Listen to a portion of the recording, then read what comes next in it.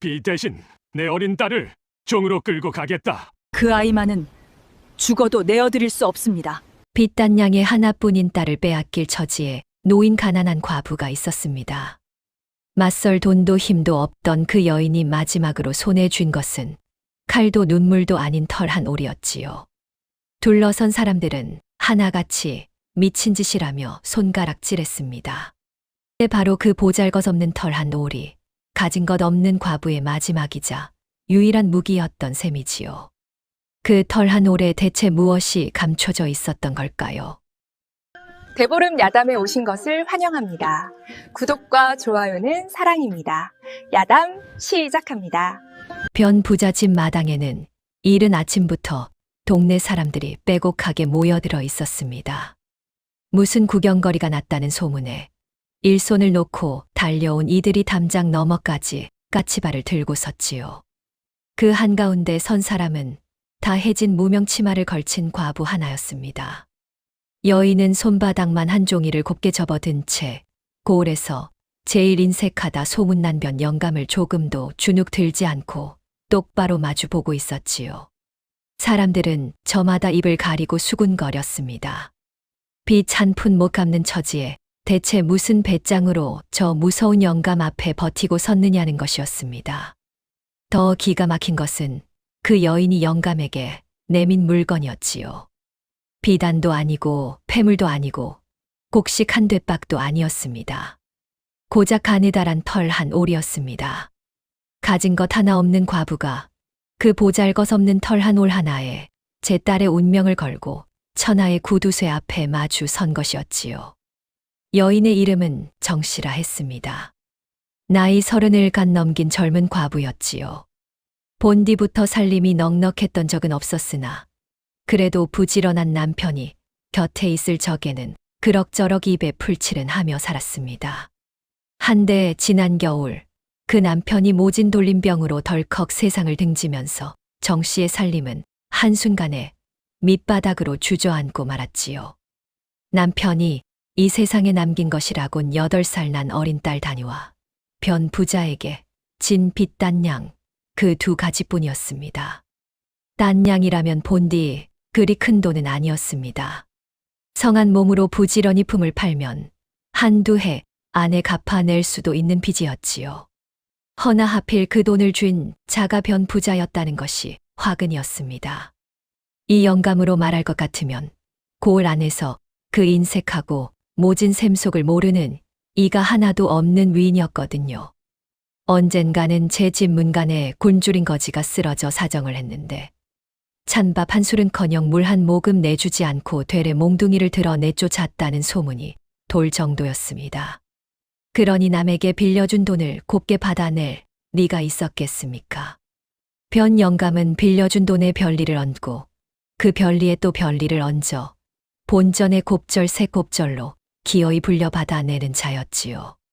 정 씨의 단양도 그 소나귀에서 온전할 리 없었습니다. 남편이 죽고 채 한 철이 지나기도 전에 그 빚은 어느새 갚을 엄두조차 나지 않는 액수로 둔갑해 있었지요. 그날 아침에도 변 부자의 마름인 돌쇠가 빚을 받아낸답시고 정 씨에 다 쓰러져 가는 오두막 앞에 떡하니 버티고 선 참이었습니다. 단양이 어느새 그 곱절을 훌쩍 넘어섰다. 변 어른께서 이만큼이나 참고 기다려 주신 것도 오늘이 마지막인 줄 알아라. 돌쇠가 잔뜩 거드름을 피우며 으름장을 놓았습니다. 한데 정 씨는 조금도 기죽는 기색이 없었지요. 오히려 빨래하던 손을 탁탁 털어내며 천연덕스럽게 되받았습니다. 인정을 베푸셨다는 어른이 빚은 또 어찌 그리 부지런히도 늘리셨답니까? 그 댁인정은 사람한테는 한 푼도 인색하고 별리한테만 그리 후하신가 봅니다. 담장 너머에서 그 말을 엿듣던 동네 안악들이 그만 픽하고 웃음을 터뜨렸습니다. 돌쇠의 얼굴이 대번에 시뻘개졌지요. 이 인연이 어디서 함부로 혀를 놀려. 혀를 놀린 게 아니라 샘을 놀렸지요. 딴양이 곱절로 불어나는 샘은 대체 어느 책에 나오는 셈법인지 그것부터 좀 일러주시지요. 소인은 아둔하여 도무지 따라갈 수가 없으니 말입니다. 돌쇠는 무어라 대거리를 하려다 끝내 마땅한 말을 찾지 못하고 입만 뻐끔거렸습니다. 말로는 도무지 이 과부를 당해낼 재간이 없었던 겁니다. 정씨는 본디 가진 것은 없어도 입담 하나만큼은 고을에서 둘째가라면 서러운 여인이었으니까요. 결국 돌쇠는 두고 보자는 말만 남긴 채 씩씩거리며 발길을 돌렸지요. 허나 입담이 제 아무리 매섭다 한들 텅 빈 쌀독이 절로 채워지는 것은 아니었습니다. 돌쇠를 말로 쫓아보낸 그날 정씨의 마음은 도리어 더 무거워졌지요. 방 안에서는 어린 다니가 빈솥을 들여다보며 배고픈 내색도 못한 채 어머니 눈치만 살피고 있었거든요. 죽은 남편이 늘 입버릇처럼 하던 말이 있었습니다. 다니만큼은 결코 굶기지 말자고, 저 아이 웃는 남만 보면 세상에 부러울 것이 없다고요. 그 말이 그날따라 정씨의 가슴을 자꾸만 후벼 팠습니다. 그런데 해질녘이 되자 이번에는 변부자가 몸소 정씨의 오두막을 찾아왔지요. 마름을 시켜도 될 일을 영감이 직접 나섰다는 것부터가 심상치 않았습니다. 영감은 마당에 들어서기가 무섭게 방 안에 웅크리고 앉은 어린 다니부터 흘끗 쳐다보았습니다. 그 눈빛이 어찌나 차갑고 끈적이던지 정씨는 까닭 모를 한기의 등골이 다 서늘해졌지요. 빚을 갚을 길이 영 없다면 그 셈을 다른 것으로 치를 수밖에 없지 않겠느냐. 마침 내 집에 잔심부름할 계집아이 하나가 아쉽던 참이었다. 영감은 그러면서 천천히 손을 들어 방 안의 다니를 가리켰습니다. 저 계집을 빚 대신 데려가마. 종으로 부리다 보면 그까짓 딴양 값이야 언젠가는 빠질 터이니. 빚 대신 어린 딸을 종으로 끌고 가겠다는 그 한마디에 마당은 찬물을 끼얹은 듯 조용해지고 말았습니다. 영문을 모르는 다니는 그저 어머니의 치맛자락을 꼭 움켜쥐었지요. 그러나 정씨는 그 자리에 무너지지도 영감의 바짓가랑이를 붙들고 울며 매달리지도 않았습니다. 다만 파르르 떨리는 딸의 작은 손을 가만히 고쳐 쥘 뿐이었지요.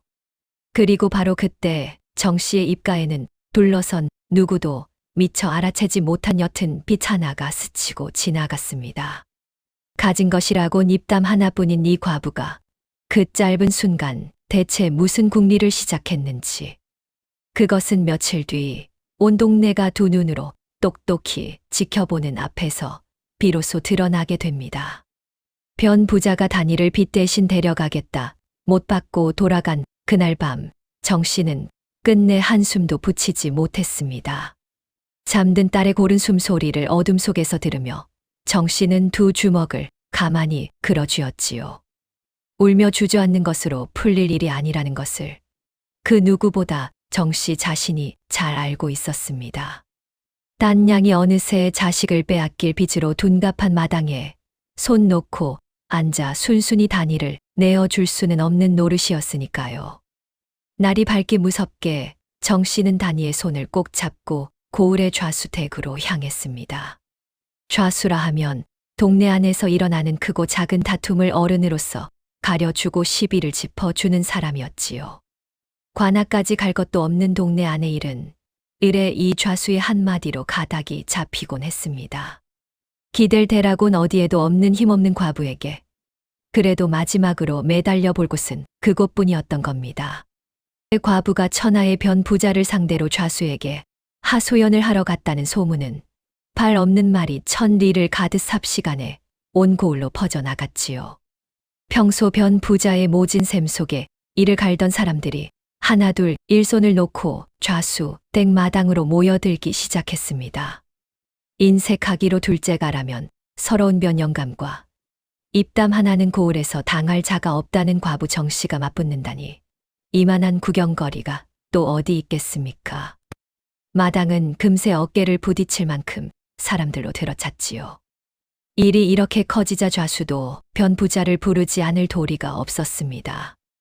이윽고 변 부자가 비단 두루마기 자락을 펄럭이며 거드름을 잔뜩 부리고 나타났지요.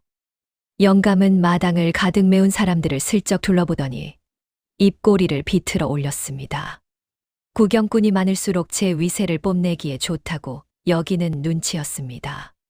정 씨는 좌수 앞에 단정히 무릎을 꿇고 차분한 목소리로 사정을 아뢰었습니다.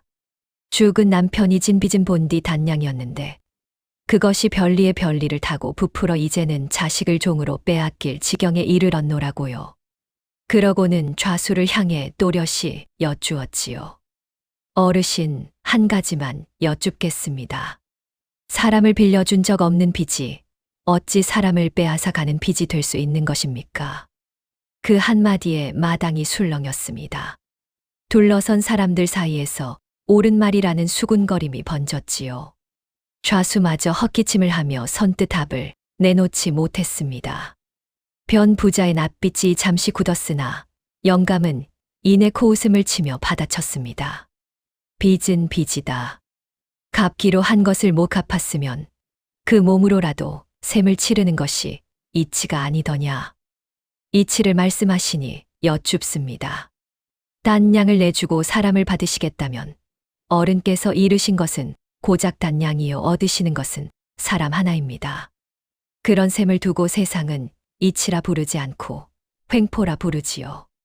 정 씨가 조금도 물러섬 없이 또박또박 해봤자 마당 곳곳에서 옳소 하는 소리가 터져 나왔습니다. 변 부자의 관자놀이에 핏줄이 불뚝 솟았지요. 모여든 사람들 앞에서 한낱 과부의 혀에 밀리는 꼴이 되고 만 겁니다. 체면이 상할 대로 상한 영감은 이대로는 안 되겠다 싶었던지 돌연 너털웃음을 터뜨렸습니다. 그러고는 마당이 쩌렁쩌렁 울리도록 큰 소리를 치기 시작했지요. 인심 좋은 어른인 척 위세도 부리고 내친 김에 과부의 코를 납작하게 짓눌러 주자는 심산이었습니다. 좋다. 이 변가가 오늘만이니 보는 앞에서 큰 인심 한번 쓰마. 본디 이 변가가 어떤 사람이더냐. 한 번 입 밖에 낸 말은 곤문서요. 두 번 물으는 법이 없는 사람이다. 영감은 수염을 천천히 쓸어내리며 한껏 뜸을 들였습니다. 그러고는 손가락을 펴 보이며 말을 이었지요.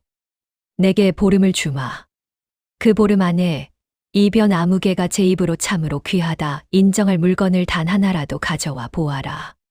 그러면 내 그 값으로 20냥을 쳐주고 내 빈문서도 이 자리에서 불에 던져 없던 일로 하마.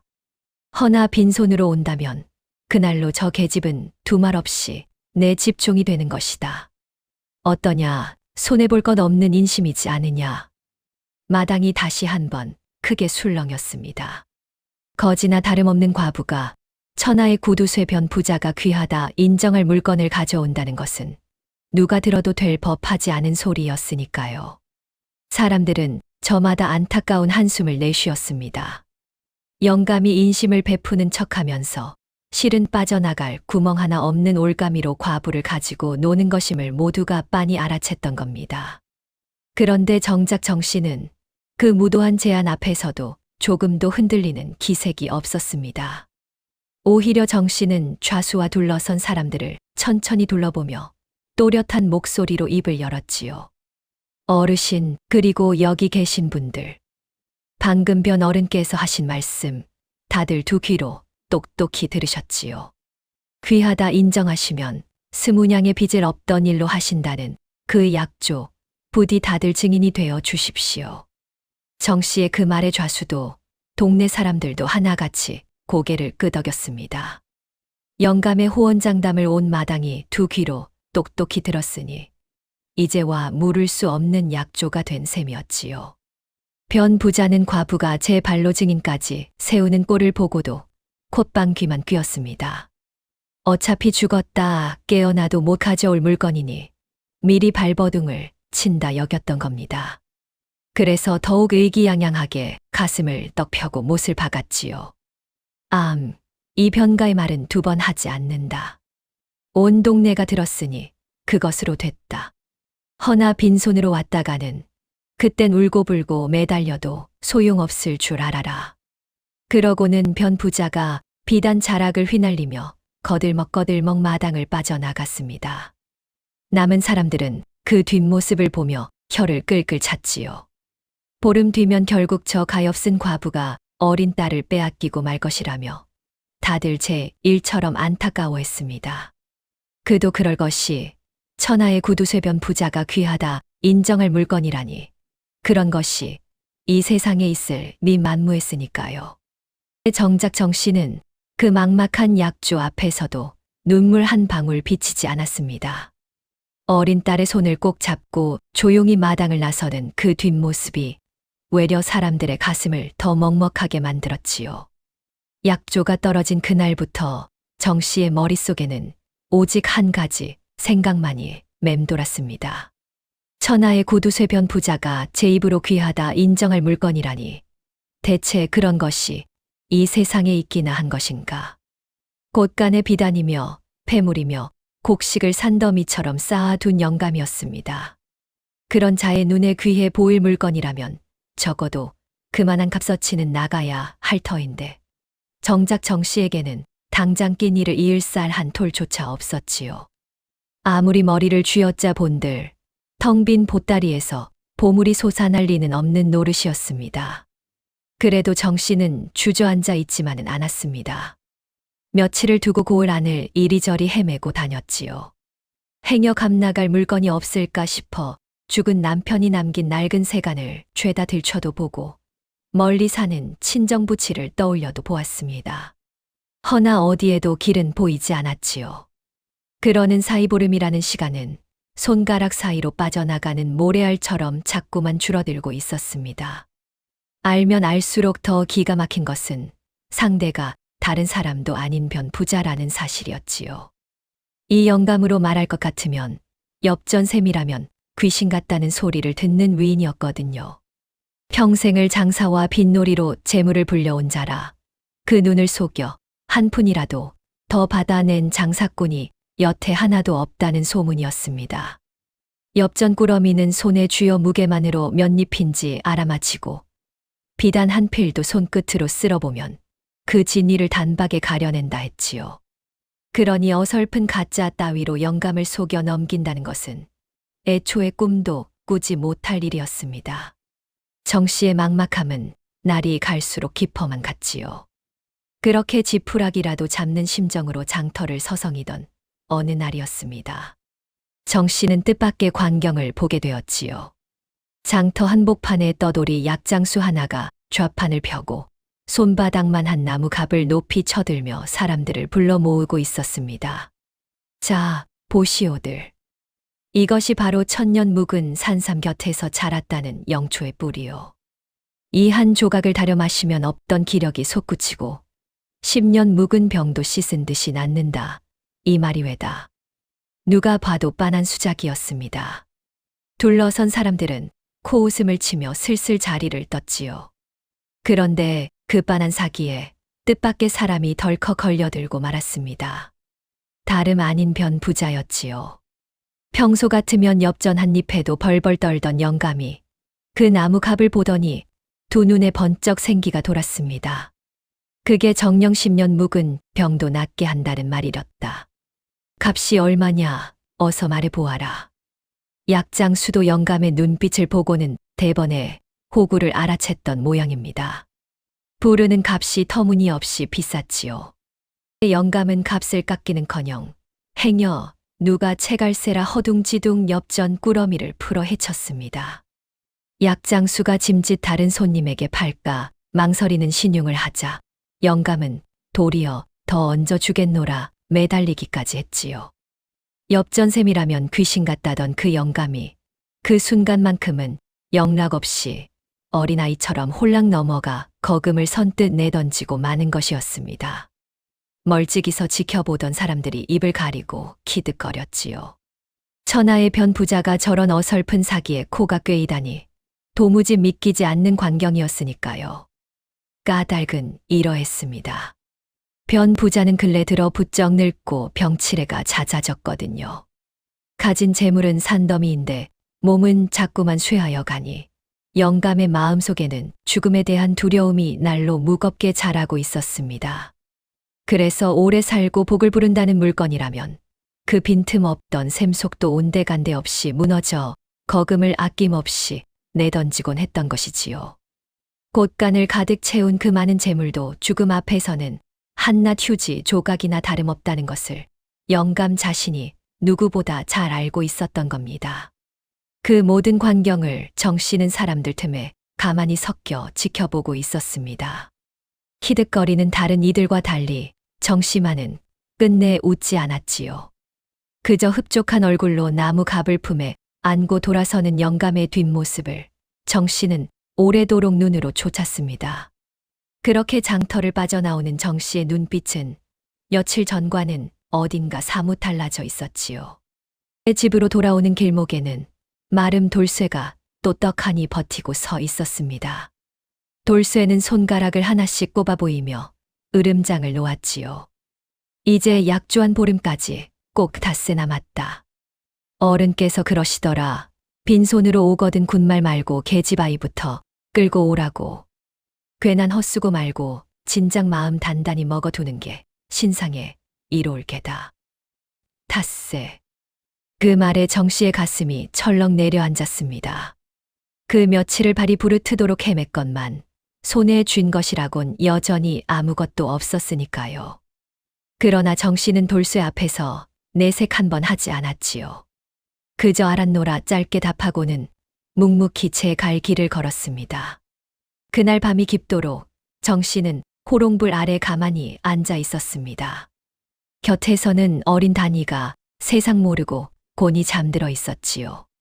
정 씨는 잠든 딸의 머리맡으로 가만히 다가가 낮에 곱게 빗어 넘겨 준 그 까만 머리카락을 한참이나 들여다보았습니다. 그러고는 그 가느다란 머리카락 가운데 한 올을 손끝으로 천천히 집어들었지요. 호롱불에 비친 그 한 올을 바라보는 정 씨의 눈빛이 그 밤 따라 유난히 깊고 차분했습니다. 닷새. 그 짧은 시간을 앞에 두고도 정 씨의 행동은 사람들의 예상과는 영 딴판이었습니다. 다들 정 씨가 눈에 불을 켜고 값진 물건을 찾아 온 고을을 헤집고 다닐 줄로만 알았지요. 한데 정작 정 씨는 어찌된 영문인지 그 며칠을 이상하리만치 차분하게 보내고 있었습니다. 동네 안악들은 저마다 수근거렸지요. 가엾은 것이 결국 자식 빼앗길 일에 넋이 나가버린 게라고 덜어는 진작 포기하고 마음을 비운 게 아니겠느냐고요. 그러나 정 씨는 넋이 나간 것도 마음을 비운 것도 아니었습니다. 대신 정 씨는 며칠 사이 부쩍 장터를 드나들기 시작했지요. 그것도 무엇을 사거나 팔러 가는 것이 아니라 이 사람 저 사람을 붙들고 나지기 몇 마디를 나누고 돌아오는 것이었습니다. 그 중에서도 정 씨가 유독 공을 들인 상대는 이 고을 저 고을을 떠돌며 온갖 소문을 실어 나르는 장돌뱅이들이었지요. 소문이라는 것이 본디 그렇지 않습니까? 한 번 발이 달리면 눈덩이처럼 불어나는 법입니다. 며칠 지나지 않아 고을에는 묘한 소문 하나가 돌기 시작했지요. 그 가난한 과부 정 씨가 어쩌다 천금을 주고도 못 구할 귀한 복덩이 물건 하나를 손에 넣었다더라. 오래 살고 복을 부른다는 세상에 둘도 없는 영물이라더라. 처음에는 콧방귀를 뀌던 사람들도 같은 말이 입에서 입으로 옮겨 다니자 차츰 반신반의하기 시작했습니다. 그 소문은 어느새 고을담을 넘어 옆 고을에까지 흘러 들어갔지요. 옆 고을의 한 부자가 그 말을 전해 듣고는 값은 얼마가 되었든 좋으니 그 물건을 한 번 보기나 하자는 기별을 넌지시 띄웠다는 이야기까지 돌았습니다. 정 씨가 정말 그런 물건을 가졌는지 아니면 그저 떠도는 헛소문인지 그것을 두 눈으로 똑똑히 본 사람은 아무도 없었지요. 한데 묘하게도 그 소문은 사그라들기는커녕 날이 갈수록 살이 붙어만 갔습니다. 이 소문이 마침내 변 부자의 귀에까지 닿았을 때 영감의 마음은 그만 크게 흔들리고 말았습니다. 다른 것도 아니고 오래 살고 복을 부른다는 물건이라지 않습니까? 근래 들어 부쩍 죽음이 두렵던 영감에게 그것은 도무지 한 귀로 흘려들을 수 없는 소리였지요. 영감은 그날부터 끼니도 제대로 넘기지 못하고 안절부절 못했습니다. 가진 재물은 곳간이 미어지도록 쌓여 있는데 정작 그 재물로도 못 산다는 물건이 코앞에 있다 하니 애가 탈 노릇이었던 겁니다. 게다가 영감을 더 견딜 수 없게 만든 것은 그 귀한 물건을 옆 고을 부자까지 눈독을 들이고 있다는 소문이었지요. 자칫 우물쭈물하다가는 그 천하의 복덩이가 남의 손에 넘어가 버릴지도 모를 일이었습니다. 변 부자는 그날 밤 좋은 비단 이불 속에서도 좀처럼 잠을 이루지 못하고 밤새 끙끙 뒤척였지요. 평생 엽전 한 입도 손해본 적 없는 영감이 아직 보지도 못한 물건 하나에 그토록 애를 태우는 꼴이라니 참으로 우스운 노릇이었습니다. 이튿날 아침이 밝기 무섭게 변 부자는 기어이 마름 돌쇠를 정 씨에게 보냈습니다. 이번에는 빚 독촉이 아니라 슬그머니 그 물건의 정체부터 캐오라는 심부름이었지요. 돌쇠가 짐짓 딴청을 부리며 정 씨를 떠보았습니다. 요새 자네한테 무슨 대단한 물건이 생겼다고 온 고을이 시끌시끌하던데 그게 대체 무엇란 말인가? 어른께서 그냥 궁금하시다며 한번 물어보라셨네. 정 씨는 널어두던 빨래에서 손을 떼지도 않은 채 시큰둥하게 받아 넘겼지요. 별것 아닙니다. 어차피 보름날 빈손으로 가면 우리 단이를 끌고 가실 텐데 이 가난한 과부한테 무슨 대단한 물건이 있겠습니까? 다 동네 사람들이 심심풀이로 부풀린 헛소문이겠지요. 돌쇠는 그 말을 고지곳대로 변 부자에게 옮겼습니다. 영감은 그 말을 전해 듣고 도리어 더 애가 끓었지요. 그도 그럴 것이 별것 아니라며 그토록 손사래를 치는 것이 어쩐지 더 수상쩍게 느껴졌던 겁니다. 정말 헛소문에 지나지 않는다면 옆 고을 부자가 무엇이 아쉬워 그것을 보러 오겠다 했단 말입니까? 그렇게 시치미를 떼면 뗄수록 영감의 마음속에서는 그 물건을 향한 욕심이 자꾸만 부풀어 올랐습니다. 결국 변 부자는 약주한 보름날까지 차마 기다리지 못하고 제 발로 정 씨를 찾아오고 말았지요. 평소 같으면 빚진 과부 따위는 마름이나 보내어 윽박지르던 영감이 몸소 그 다 쓰러져 가는 오두막 마당까지 들어선 것이었습니다. 영감은 애써 거드름을 부리는 척했지만 그 눈만은 자꾸만 방 안 어딘가를 흘끔거리고 있었지요. 내년이 대체 무슨 물건을 가졌다는 게냐. 어디 그 대단하다는 것. 이 변가가 한번 보기나 하자꾸나. 변 부자가 방 안을 흘끔거리는 그 눈빛에는 욕심과 두려움이 한데 뒤엉켜 번들거리고 있었습니다. 영감은 당장이라도 그 귀한 물건을 두 눈으로 보고야 말겠다는 기세였지요. 정 씨는 조금도 서두르는 기색이 없었습니다. 마당에 들어선 영감을 향해 오히려 한 발 물러서며 조용히 입을 열었지요. 어른 송구하오나 그 물건은 함부로 내보일 수가 없습니다. 무어라, 보여줄 수 없다니 그게 대체 무슨 소리냐. 정 씨는 차분한 목소리로 까닭을 아뢰었습니다. 본디 오래 살고 복을 부른다는 귀한 영물일수록 아무 데서나 함부로 펼쳐 보이면 그 영험이 연기처럼 흩어지고 만다고요. 그러니 이 물건은 정해진 날, 정해진 자리에서 사람들이 두루 지켜보는 가운데 단 한 번만 그 모습을 드러낼 수 있노라 했지요. 죽음을 두려워하고 복을 탐하던 영감에게 그 말은 묘하게도 그럴듯하게 들렸습니다. 영감 자신이 바로 그런 것들을 철석같이 믿는 위인이었으니까요. 허나 변 부자가 누구입니까? 엽전 셈에는 빈틈이 없기로 소문난 자였지요. 영감은 쉬이 물러서지 않고 눈을 가늘게 뜨며 정 씨를 떠보기 시작했습니다. 내까지 과부가 그런 귀물을 대체 어디서 났단 말이냐. 출처도 못 될 물건을 내가 무얼 믿고 귀하다 하겠느냐. 정 씨는 눈 하나 깜짝하지 않고 받아 넘겼지요. 어른, 그 출처를 함부로 입에 올리는 순간 영물의 복은 흩어지고 맙니다. 정 궁금하시면 제가 지금 말씀드리지요. 허나 그리하여 값어치가 사라진 물건을 그때도 어른께서 귀하다 하실는지요. 영감은 그만 입을 다물 수밖에 없었습니다. 따지고 들면 들수록 도리어 제가 그토록 탐내던 그 복을 제 손으로 깨뜨리는 꼴이 되고 마는 것이었으니까요. 그러나 영감은 끝내 미련을 버리지 못했습니다. 마침내 영감이 손을 쏙 내밀며 다그쳤지요. 잔말 말고 어디 그 물건 지금 당장 이리 내어보아라. 진짜인지 가짜인지 이 변가의 눈으로 직접 봐야겠다. 순간 곁에서 지켜보던 돌쇠마저 침을 꿀꺽 삼켰습니다. 영감의 손이 정 씨의 품을 향해 막 뻗어 오던 바로 그때였지요.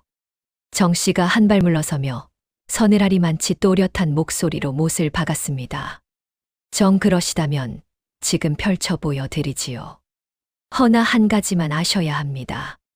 때 아닌 자리에서 함부로 펼친 영물은 그 길로 복이 흩어져 한낱 쓸모없는 것이 되고 맙니다. 그리 되면 어른께서는 그 귀한 것을 두 번 다시 못 보시는 게지요. 그때 가서 옆 고을 어른이 멀쩡한 다른 영물을 채가신데도 저로서는 더 어쩔 도리가 없습니다. 그래도 지금 펼쳐볼까요? 영감에 뻗었던 손이 허공에서 그대로 멈칫했습니다. 진짜인지 확인하고 싶은 마음과 행여 제 손으로 그 복을 깨뜨릴까 하는 두려움이 영감의 가슴 속에서 사납게 부딪혔지요. 결국 두려움이 욕심을 눌렀습니다. 영감은 슬그머니 손을 거두고 말았습니다. 허나 영감의 욕심은 그것으로 끝나지 않았지요. 잠시 머뭇거리던 영감이 이번에는 슬쩍 목소리를 낮추어 다른 미끼를 던졌습니다. 굳이 보름날까지 기다릴 것이 무엇 있겠느냐. 그 물건 지금 조용히 내게 넘기면 내 값을 후하게 쳐주마. 남들 보는 앞에서 번거롭게 할 것 없이 말이다. 정 씨는 그 속이 빤히 들여다보였지요. 그러나 정 씨는 빙긋 웃으며 도리어 영감의 말을 영감에게 고스란히 되돌려 주었습니다. 어른께서 만인 앞에서 약조하신 날이 보름날이 아니었습니까? 어른은 한 번 하신 말씀을 두 번 물으는 법이 없는 분이라 온 동네가 다 알고 있습니다. 그런 어른께서 설마 그 약조를 어른 손으로 먼저 깨자 하시는 것은 아니겠지요. 변 부자는 그만 말문이 턱 막히고 말았습니다. 제 입으로 만인 앞에서 큰 소리친 약조였으니 이제와 제가 먼저 그것을 어길 수는 없는 노릇이었으니까요. 정 씨는 거기에 쐐기를 박듯 한마디를 더 보탰지요. 그날 옆 고을 어른도 이 물건을 보러 오시기로 하였습니다. 어른께서도 그날 오시어 두 눈으로 똑똑히 보신 뒤에 정하시면 됩니다. 옆 고을 부자가 그날 온다는 그 한마디에 영감의 낯빛이 또 한 번 벌겋게 달아올랐지요. 자칫 우물쭈물하다가는 그 복덩이가 영영남의 손에 넘어갈지도 모른다는 조바심이 영감의 속을 바싹바싹 졸였던 겁니다. 결국 변 부자는 그 물건을 보지도 손에 넣지도 못한 채 발길을 돌려야 했습니다. 허나 돌아서는 영감의 마음은 올 때보다 몇 곱절은 더 달아올라 있었지요. 그렇게 애가 타는 며칠이 흐르고 마침내 약조한 보름날 아침이 밝았습니다. 정 씨는 정갈하게 매무새를 가다듬고 곱게 접은 종이 한 장을 손에 쥐었지요. 손바닥만 한 그 종이 한 장이 정 씨가 손에 쥔 전부였습니다. 정 씨는 곤히 잠든 다니의 얼굴을 한참이나 들여다본 뒤 그 종이를 가만히 품에 갈무리하고는 조용히 살인문을 나섰습니다. 천하의 구두쇠 변 부자가 기다리는 바로 그 마당을 향해서 말이지요. 약조한 보름날 아침 변 부자 집 마당에는 동네 사람들이 구름처럼 모여들었습니다. 가난한 과부가 정말로 무언가를 들고 나타날지 아니면 끝내 빈손으로 와 어린 딸을 빼앗기고 말지 그 끝을 두 눈으로 보려는 사람들이었지요. 마당 한쪽에는 좌수가 근엄하게 자리를 잡고 앉았고 그 곁에는 뜻밖에도 낯선 얼굴 하나가 더 보였습니다. 다름 아닌 그 귀한 영물을 보러 왔다는 옆 고을 부자였지요. 정 씨가 흘린 소문이 헛말이 아니었음을 증명하듯 그자는 정말로 그 자리에 와 앉아 있었던 겁니다. 변 부자는 마당 가운데 떡하니 버티고 앉아 연신 마른 침을 삼키고 있었습니다. 겉으로는 거드름을 부리는 척했지만 옆 고을 부자가 와 앉은 것을 본 순간부터 영감의 속은 새까맣게 타들어가고 있었지요. 자칫 우물쭈물하다가는 그 천하의 복덩이를 코앞에서 남에게 빼앗길지도 모를 일이었으니까요. 이윽고 정 씨가 단정한 걸음으로 마당에 들어섰습니다. 사람들의 눈이 일제히 정 씨의 손으로 쏠렸지요. 정 씨는 품에서 곱게 접은 종이 한 장을 꺼내 들었습니다. 그러고는 모두가 지켜보는 가운데 그 종이를 천천히 펼쳤지요.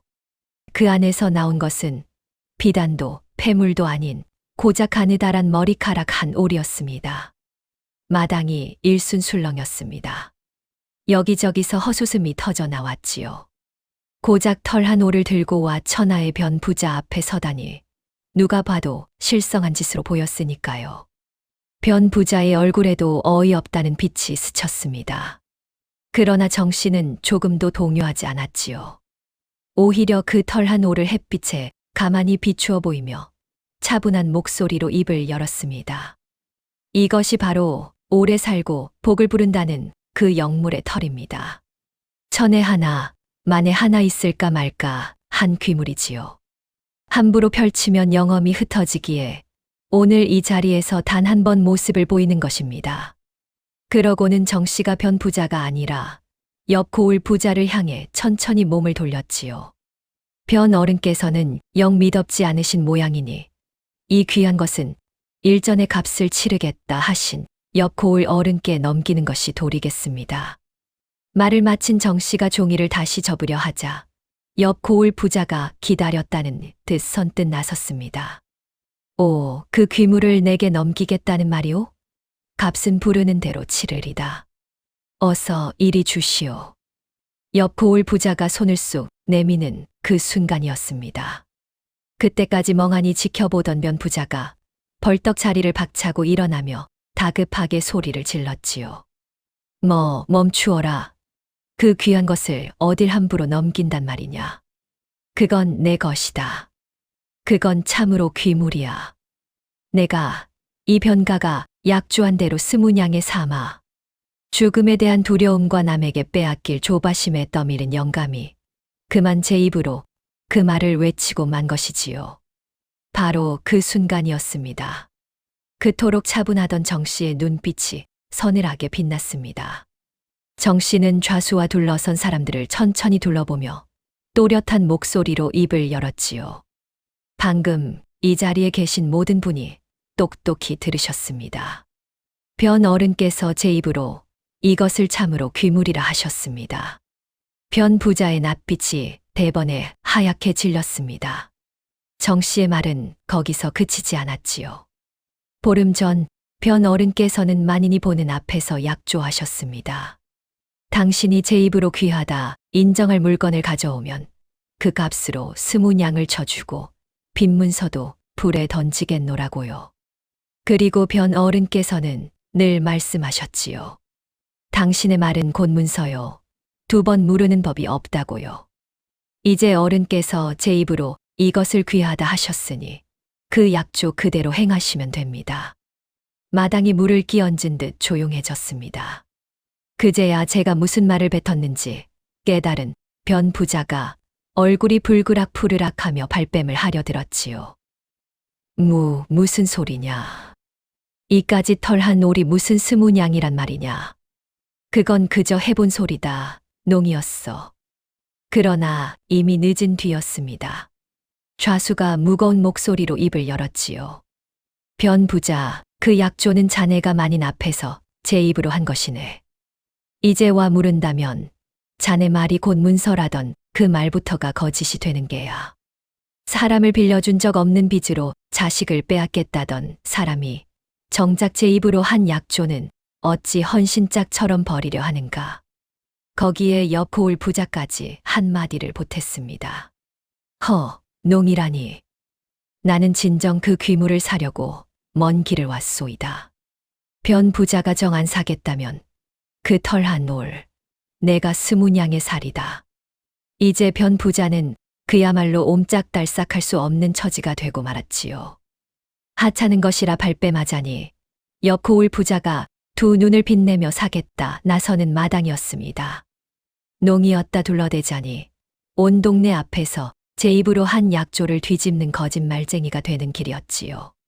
빈놀이로 평생을 살아온 변 부자에게 제 말이 곧 문서라는 그 위세야말로 목숨이나 다름없는 미천이었습니다. 그 미천이 무너지느니 차라리 스무냥을 잃는 편이 나았던 겁니다. 결국 변 부자는 이를 부득부득 갈며 떨리는 손으로 엽전 스무냥을 세어 내놓았습니다. 그리고 그 자리에서 정 씨를 그토록 옥죄던 빈문서가 좌수가 지켜보는 가운데 활활 타오르는 불 속으로 던져졌지요. 단위를 빼앗아 가겠다던 그 무서운 종이가 한 줌 재가 되어 흩어지는 순간이었습니다. 둘러선 사람들 사이에서 그제야 참았던 탄성이 터져 나왔습니다. 스무냥을 받아든 정 씨가 마지막으로 변 부자를 향해 조용히 입을 열었습니다. 어른, 이 귀하디 귀한 털한 올이 무엇인지 아십니까? 다름 아닌 어른께서 단양 빚대신 종으로 끌어가려 하시던 제 딸 단이의 머리카락 한 올입니다. 순간 마당 전체가 그대로 얼어붙었습니다. 그러고는 이내 누가 먼저랄 것도 없이 웃음이 터져 나오기 시작했지요. 그 웃음은 삽시간에 온 마당으로 번져 나갔습니다. 사람 목숨을 단양짜리로 후려치던 영감이 정작 제 욕심에 눈이 멀어 그 아이의 머리카락 한 올에 스무냥을 치르고 만 것이었으니까요. 변 부자는 그 자리에 얼이 빠진 채 제 손에 든 그 보잘것없는 털 한 올만 멍하니 내려다볼 뿐이었습니다. 정 씨는 더는 그 자리에 머물지 않았습니다. 받아든 스무냥을 품에 갈무리하고는 마당 한 구석에서 어머니를 바라보던 단이에게로 걸어갔지요. 정 씨는 어린 딸의 손을 꼭 잡고 뒤도 돌아보지 않은 채 그 마당을 천천히 빠져나왔습니다. 등 뒤로는 여전히 사람들의 웃음소리가 그치지 않고 따라왔지요. 세상에는 칼보다 무서운 것이 있으니 바로 사람의 말입니다. 더욱이 그것이 제 입으로 많이 앞에 뱉은 말이라면 한 번 내뱉는 순간 그대로 문서가 되어 제 발등을 찍는 법이지요. 가진 것이라곤 입담 하나뿐이던 가난한 과부가 그 입담 하나로 천하의 구두쇠를 무릎 꿇리고 어린 딸을 지켜 낸 사연은 그 뒤로도 오래도록 고을 사람들의 입에 오르내렸습니다.